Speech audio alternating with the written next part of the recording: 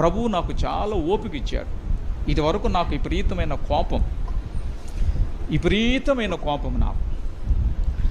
అందుకే నాతో చదివే విజయరాజు అనేవాడిని కావుడి బెద్ద పెట్టి కొట్టి 10 కుట్లు పడేటట్టు చేసేవాడికి 8th క్లాసులో, మామూలు క్లాసులో కాదు, ఏ క్లాసులో, గోళీలాట దగ్గర దెబ్బలాట వచ్చింది మాకు. గోళీ ఎంత, దాని బతికెంత. అప్పుడు ₹10 పెడితే 5 గోళీలు వచ్చాయి మాకు. ఆ స్కూల్ అయిపోయిన తర్వాత ఈవినింగ్ వచ్చి గోళీలాట ఆడుతుంటే ఆడు దొందాట ఆడి నా దగ్గర గోళీలు ఆగేసుకున్నాడు. నా గోళీ నాకు ఇస్తావా ఏమన్నాడా. ఇంటికెళ్ళి కావుడు బద్ద తీసుకొచ్చి కొట్టేసాను. గోళీ బతికెంత, అదెంత. ఇప్పుడు అర్థమవుతుంది గోళీ కొరక కొట్టిందని. మనమే గోళీలం అయిపోతున్నాం. ఎవరో మనమే గోళీలం అయిపోతున్నాం. సంఘం, మనమందరం కలిస్తేనే సంఘం. మనమందరం కలిస్తేనే సంఘం. ఎందుకు వస్తున్నాం ఇక్కడికి? నిద్రపోవడానికా?